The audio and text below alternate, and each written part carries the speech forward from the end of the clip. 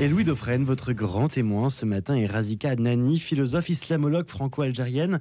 Elle publie Sortir de l'islamisme, c'est aux éditions Éric Bonnier. Elle est arrivée en France en 2011. Dans l'esprit de nos contemporains, l'islamisme est une maladie de l'islam et nombreux sont ceux qui entretiennent cette distinction. La situation en Syrie nous amène à en parler. Dans quelle mesure l'islam politique, puisque c'est aussi l'autre nom qu'on lui donne, est-il étranger à l'islam tout court ou en forme-t-il une déviance? Cette lecture, il est vrai, nous arrange. Elle perpétue chez nous l'idée que d'autres pourraient nous ressembler tant nous sommes autocentrés. Il se peut que nous soyons prisonniers de nos illusions, d'une vue de l'esprit occidental. Depuis quelques jours, on laisse sa chance au nouveau maître de la Syrie. Le rejet de la dictature déchue explique aussi cette attitude. Plus largement, avec Razika Adnani, philosophe, islamologue, franco-algérienne, écrivain, on va se poser une question simple. Qu'est-ce que l'islamisme, ce mot inconnu des musulmans eux-mêmes? Et c'est là qu'on aura peut-être la recette, ce qu'elle présente d'ailleurs dans son ouvrage, sur la manière d'en sortir. Bonjour Razika Adnani. Bonjour. Alors il y a une image qui vous a frappé, c'est que le nouveau maître de la Syrie prenne la parole, fasse son discours, son premier discours à la mosquée des Omeyyades.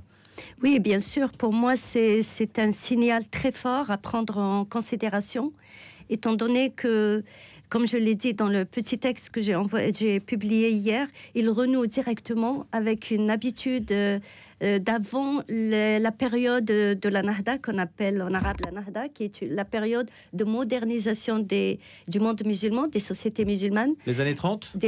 Qui a commencé au 19e siècle. Et qui a on peut dire que la fin de la Nahda a eu lieu vers les années 1950. Et après, depuis les années 1950, c'était le renoncement aux acquis de la Nahda. Et ce qu'on a vu hier avec le Djoulani qui a été à la mosquée pour faire son premier discours, pour moi, c'est la fin un peu de cette Nahda. Et donc, il a renoué avec l'habitude des califes qui faisaient leur discours, et c'est là qu'on leur faisait aussi l'allégeance, ce qu'on appelle en arabe le mubayara, c'était à la mosquée, alors que les acteurs de la Nahda voulaient moderniser l'État. Donc il aurait pu prendre la parole au palais présidentiel. Au palais présidentiel, évidemment, parce qu'aller à la mosquée des Omeyyades en plus, cela veut dire exclure déjà une grande partie de la population. On exclut les femmes qui n'ont pas le droit de rentrer dans la salle de prière de la mosquée. On ne les voyait pas sur les vidéos. Quelles que soient les mosquées d'ailleurs. Quelles que soient les mosquées. Et les non-musulmans, et même les musulmans qui ne sont pas chiites. Et encore les alaouites qui sont des chiites. Donc, dans une mosquée des Omeyyades, je pense qu'ils ne peuvent pas facilement... Là, je ne peux pas répondre exactement, mais en tout cas, aller dans une mosquée des Omeyyades est un signal fort aussi pour les chiites. Mais Razika Adnani, n'est-ce pas non plus l'idée, peut-être dans son esprit, de dire « je renoue avec un certain prestige, une certaine histoire longue » ? Pour moi, c'est un retour en arrière. C'est vraiment tourner la page de la Nahda, tourner la page de la période de modernisation. Et c'est l'objectif des islamistes quand ils ont commencé leur riposte vers les années 1930. Tous les islamistes de cette période-là, et en particulier les frères musulmans, c'est un mouvement qui est né pour riposter, donc pour mettre fin à la Nahda. Pour eux, cette modernisation était... une catastrophe pour le monde musulman et pour l'islam. Donc tout leur travail qu'ils ont mené dès les années 1930 jusqu'à nos jours, c'était l'objectif de mettre fin à aux acquis de la Nahda. C'est-à-dire que la lecture de l'événement que nous sommes en train de vivre en ce moment, il faut la voir à plusieurs étages. Il y a un premier étage qui consiste à dire c'est la dictature déchue qui est abattue, on renverse les statuts et c'est la dictature sanguinaire de Bachar el-Assad qui prend fin.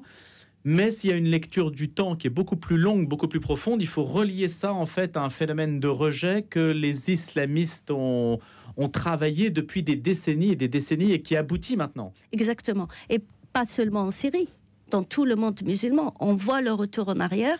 Et ce retour en arrière a commencé dès les années 30. Et l'objectif, c'était de mettre fin aux acquis de cette période de modernisation. Ce qu'il va faire... À votre avis, Razika Adnani, est très prévisible maintenant. Si vous dites de manière catégorique que voilà, il se situe dans un retour en arrière, on sait ce qui va se passer en Syrie.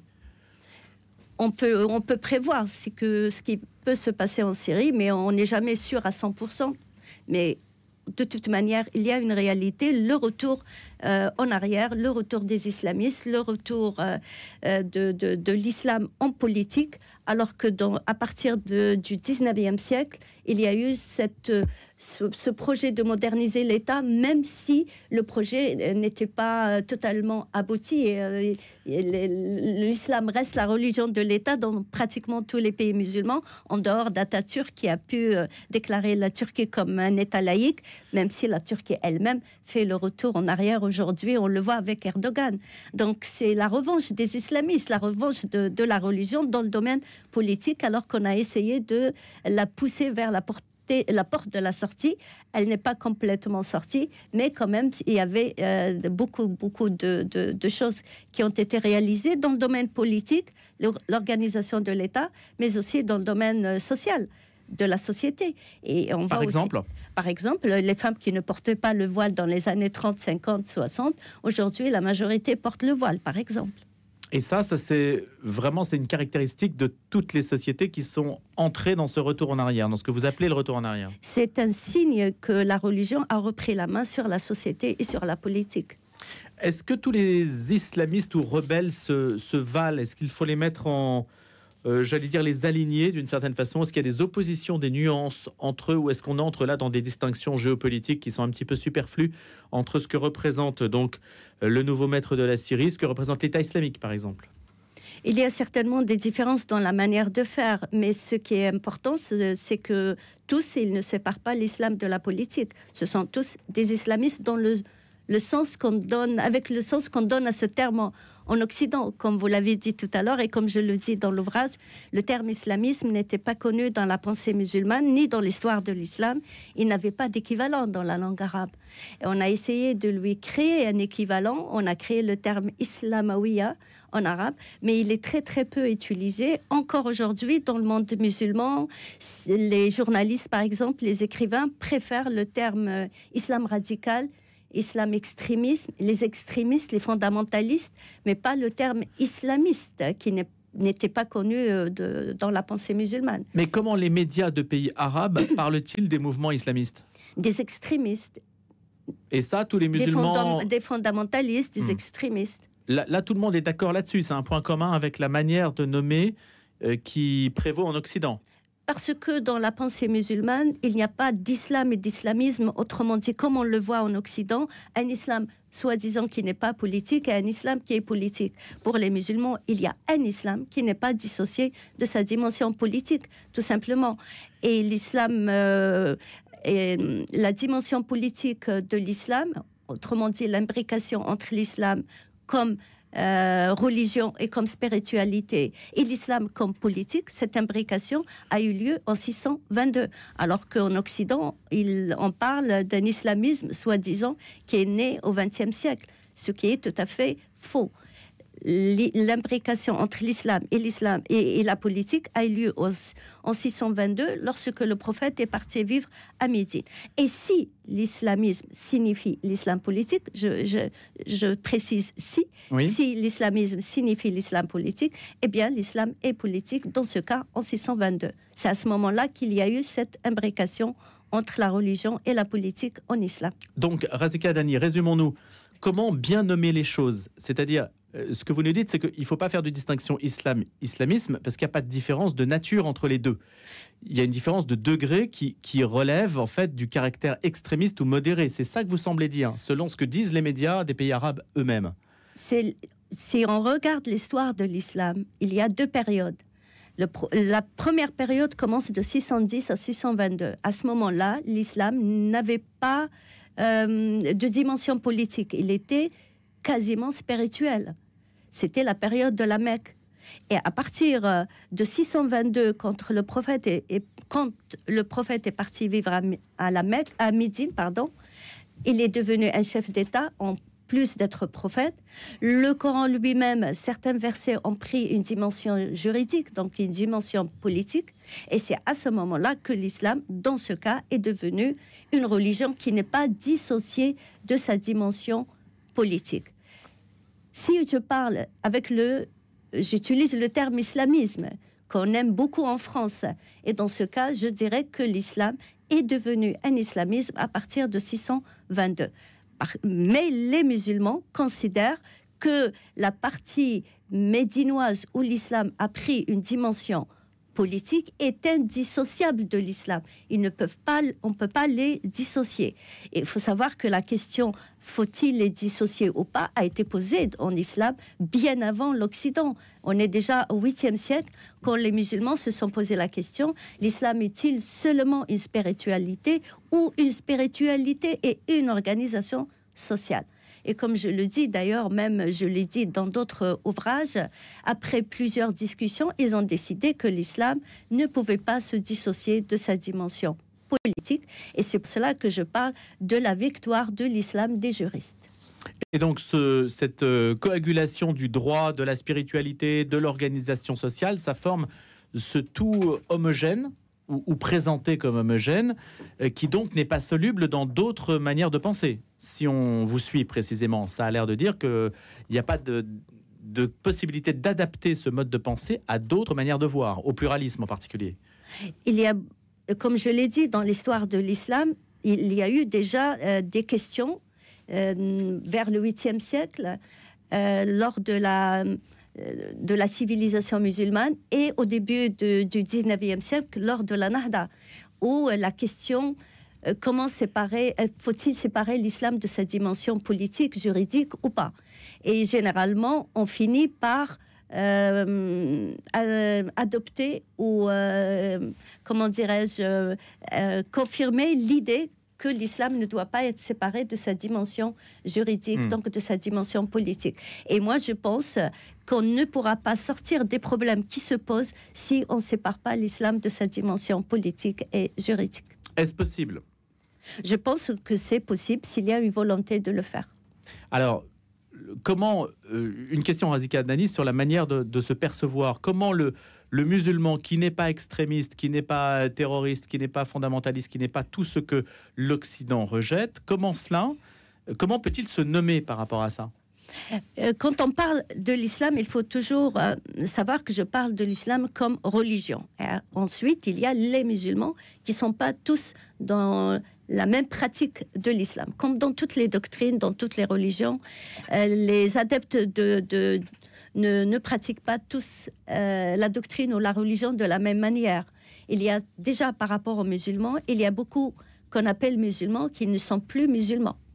Parce qu'ils viennent de pays musulmans ou parce que leurs parents sont musulmans, on continue de les appeler musulmans, mais qui ne sont plus musulmans. Qu'est-ce qui vous permet de le dire? Ce sont eux qui le disent d'eux-mêmes? Oui, il y a beaucoup qui ont quitté l'islam. Et qu'est-ce qu'ils sont alors? Ils sont sans religion? Certains se présentent comme des ex-musulmans, d'autres, ils ne le disent pas. Mais il y a beaucoup, dans l'histoire de l'islam, il y a toujours eu ceux qui ont quitté l'islam, même au temps du prophète.